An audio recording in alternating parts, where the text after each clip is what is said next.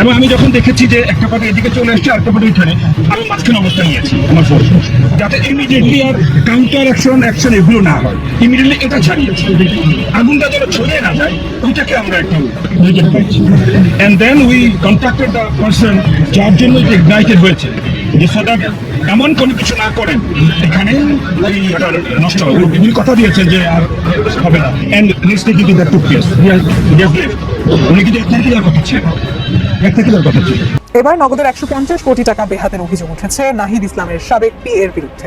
ট্রাকারকে চাঁদাবাজির দায়ে এনসিপির এক সংগঠককে গ্রেপ্তার করছে সেনাবাহিনী। এই দেশটাকে একটা চক্রান্তের মধ্যে ফেলে দিয়ে গণতন্ত্রকে হত্যা করা হচ্ছে। কিছু তরুণ এসে যারা দুনিয়া দেখে যারা জীবনে চাকরি করে নাই, ব্যবসা করে নাই, রাজনীতি করে নাই, কিচ্ছু করে নাই, আজকে একটা চাকরি চালাতে দিলে পারবে কিন্তু আপনি জানেন না, হয়তো পারবে কিন্তু আপনি জানেন না। তারা এসে না বুঝে একটা কথা বলছে, এই জায়গায় না ওই জায়গায়, ওই জায়গায় যেই সংস্কার চেয়েছে এই ছেলে না কিছুই হয় নাই। হাসনা তারা সাজিদ কি একা আন্দোলন করছে? তারা ওই সময়টায় তাদের কি ভূমিকা ছিল? তার আগে তারা কিভাবে বঙ্গবন্ধুকে বাবা রাখছে, শেখ হাসিনা পা চাচ্ছে, সেটা কিন্তু বাংলাদেশের প্রত্যেকটা মানুষ জানে। সরকারের মধ্যে ঘাপলা রয়েছে। সরকার দেশকে একটি অনিশ্চিত গন্তব্যের দিকে নিয়ে যেতে চায়। অন্তর্বর্তী সরকারের উপদেষ্টারা দেশ সংস্কারের নামে নিজেদের অর্থবিত্ত সংস্কার করছে। সমন্বয়করা চাঁদাবাজি এবং আসিফ মাহমুদের এফএস এর লুটপাটের পর এবার নাহিদ ইসলামের পিএর 150 কোটি টাকা ধান্দাবাজি তথ্য প্রকাশ পেয়েছে। এবং আমি যখন দেখেছি যে একটা পার্টি এদিকে চলে আসছে আরেকটা পার্টি ওইখানে, আমি মাঝখানে অবস্থান নিয়েছি আমার ফোর্স, যাতে ইমিডিয়েটলি আর কাউন্টার অ্যাকশন এগুলো না হয়। ইমিডিয়েটলি এটা ছাড়িয়েছি, আগুনটা যেন ছড়িয়ে না যায়, ওইটাকে আমরা একটু রিজেক্ট করেছি। And then we contacted the person যার জন্য এটা ইগনাইটেড হয়েছে, যে সদা এমন কোনো কিছু না করেন এখানে এটা নষ্ট হবে। উনি কথা দিয়েছেন যে আর হবে না। অ্যান্ড নেক্সট ডে কিন্তু দ্যাট টুক প্লেস। উনি কিন্তু একটা দেওয়ার কথা ছিল, একটা দেওয়ার কথা ছিল।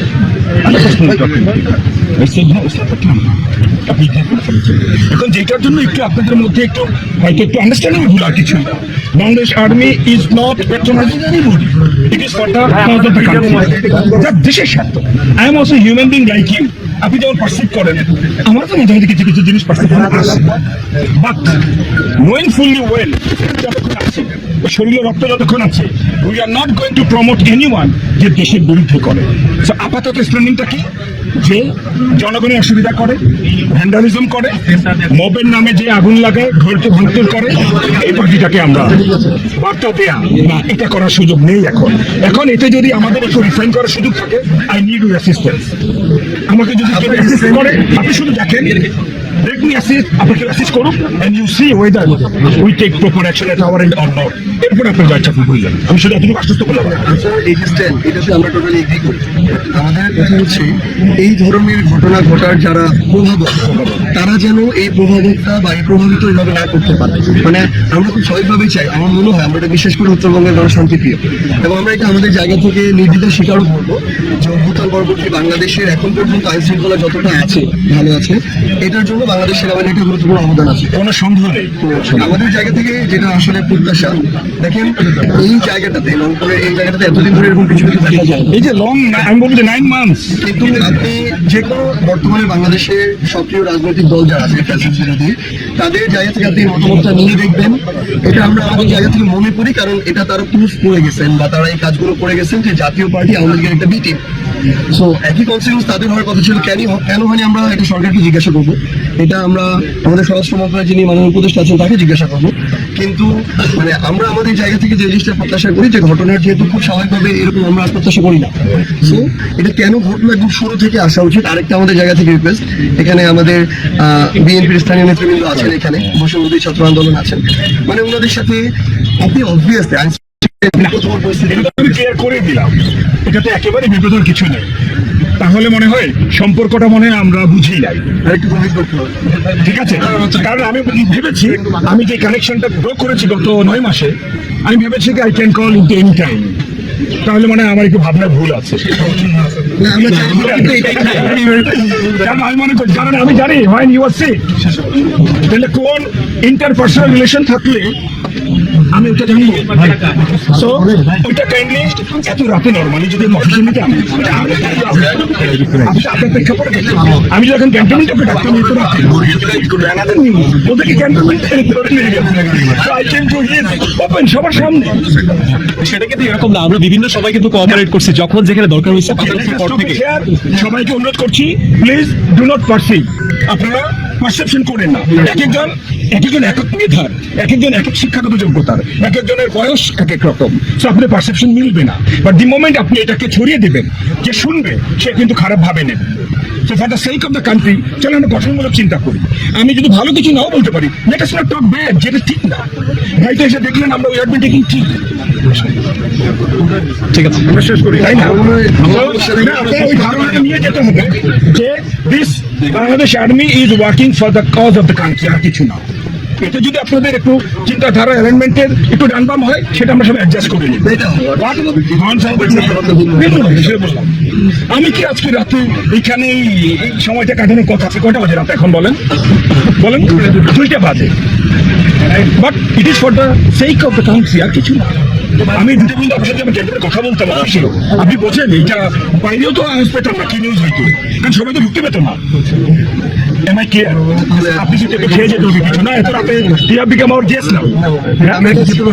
না, we can feed everybody. আমিও বাঙালি জাতি, আমরা জানি কিভাবে আপ্যায়ন করতে হয়। ঠিক আছে, শেষ করে একদিন ইনশাআল্লাহ আপনার সাথে এসে আমরা চাকরি we are most welcome. Anytime. Thank you very much for meeting. এ সাংবাদিকে এ কারে এ তুমি কি দুর্নীতির আর কোনো নিউজ পাও না? শালা একদম কিন্তু বলতেছি কপালটা কিন্তু একদম ফাড়াই ফেলবো। কেন দেখিছি এই সামান্য 200-400 টাকা 2-5,000 টাকা চাঁদাবাজি করতে গেলাম, সেটা তোমরা সেনাবাহিনী দিয়ে ধরা দিলে, কিন্তু ওই যে আমাকে নেতারা শত শত কোটি টাকার চাঁদাবাজির খবর আসতেছে, সেখানে তোমার কোনো নিউজ করলি কোনো কামে দিচ্ছে? এই দল কি করি খালি জনসেবার জন্য আর দেশ সেবার জন্য? আমার সেবা করবি কিটা? দেখিছি এটা কোনো কথা হইলে এটা কোনো কথা হইলে আসলেই হয় নাই। এনসিপি আগামী দিনে বাংলাদেশকে লিড করবে ভেবে মানুষ যাদের উপর আস্থা করছে, কিন্তু এই দলটির মধ্যে আসলে কারা আছেন?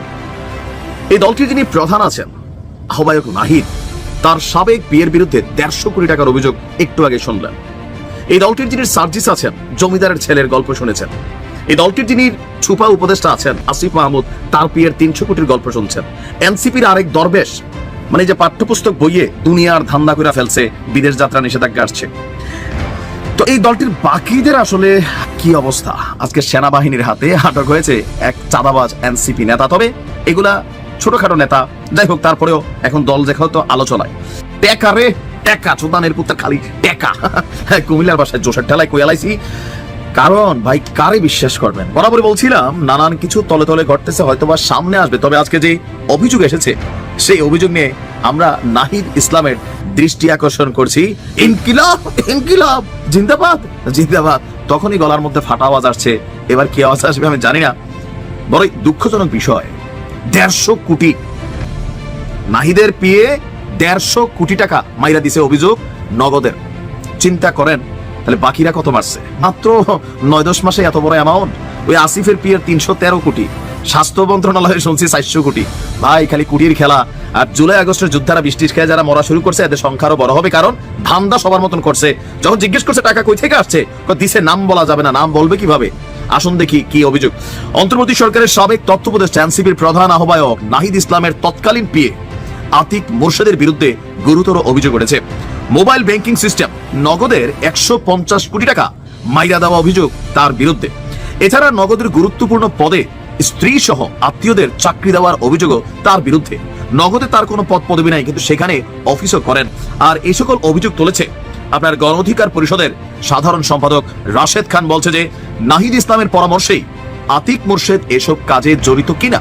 বাংলাদেশের রাজনৈতিক টেন্ডেন্সি বা কালচার বলে পিএ যদি 150 কোটি টাকার মালিক হয়, পিএর যিনি বস ছিলেন তিনি 1,500 কোটি টাকায় ধান্দা করার কথা।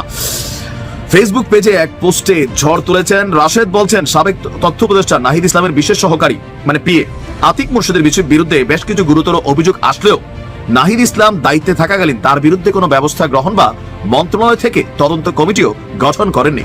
প্রশ্ন থেকে যায় নাহিদ ইসলামের পরামর্শে আতিক মোরশেদ সকল কাজে জড়িত কিনা। অন্যথায় এসব বিষয়ে নাহিদ ইসলাম কেন চুপ ছিলেন বা কেন এখনো চুপ আছেন, ডটটা কোথায়?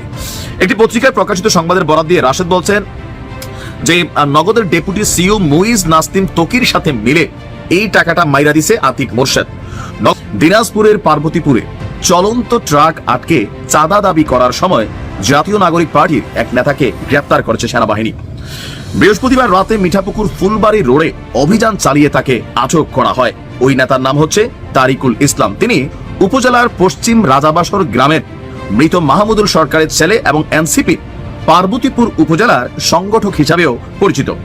আর পার্বতীপুর মডেল থানার যিনি ওসি সাহেব আছেন তিনি বিষয়টি নিশ্চিত করে বলছেন, কিছুদিন আগে বড়পুকুরিয়া কয়লাখনির পরিত্যক্ত মালামাল টেন্ডারের মাধ্যমে পায় সেনা কল্যাণ সংস্থা। বৃহস্পতিবার সন্ধ্যার পর সেই টেন্ডারপ্রাপ্ত মালামাল বাহী দুটি ট্রাক কয়লাখনি থেকে বের হলে রাত 8:45টার দিকে রসুলপুর এলাকায় ট্রাকের গতিরোধ করে তারিকুল সহ কয়েকজন। এ সময় তারা চাঁদা দাবি করে। বুঝছে না যেটা জমের ট্রাক, মনে করছে নর্মাল ট্রাক। এই দেশে অনেক এখন চাঁদাবাজি করে, অনেকেই করে, প্রত্যেকটা দল বিএনপির পোলাপাইনা করতেছে। তো ভাবছে যে কি, কিন্তু ট্রাকটা যে জমের এটা সেটা আর পায় নাই। তো খবর পেয়ে পার্বতীপুরে দায়িত্বরত সেনা ক্যাম্পের একটি টিম দ্রুত ঘটনাস্থলে পৌঁছে তারিকুলকে হাতে নাতে আটক করে, তবে তার সহযোগীরা পালিয়ে যায়। পরে সেনাবাহিনী এবং র্যাব 13 এর একটি যৌথ দল তাকে পার্বতীপুর মডেল থানায় হস্তান্তর করে। ঘটনার পরপরই সেনা কল্যাণ সংস্থার দায়িত্বপ্রাপ্ত কর্মকর্তা আরিফুল ইসলাম বাদী হয়ে থানায় একটি মামলা দায়ের করেছেন বলেও জানিয়েছে পুলিশ। ছোটখাটো খাইতে পারে নাই, খাওয়ার আগেই ধরা। দেখেন এদেরকে ধরে কি হবে? এদেরকে ধরে আপনি সিস্টেমকে আটকাইতে পারবেন না। ধরতে হবে মোরশেদদের, যাদের বিরুদ্ধে 150 কোটির অভিযোগ আছে। ধরতে হবে আসিফের সাবেক পিএস কে। ধরতে হবে স্বাস্থ্য উপদেষ্টার পিএসদেরকে। এরা কিন্তু ধরাছোঁয়ার বাহিরে। আমি জানি না এখনো গ্রেপ্তার হয়েছে কিনা, শুধুমাত্র কথা চলতেছে, কারণ এরা তো হাজার হাজার শত শত কোটি টাকার খেলার মধ্যে আটকাইছে। দিন শেষে এই ছোটখাটো নেতাদের ধইরা কোনো লাভ নাই।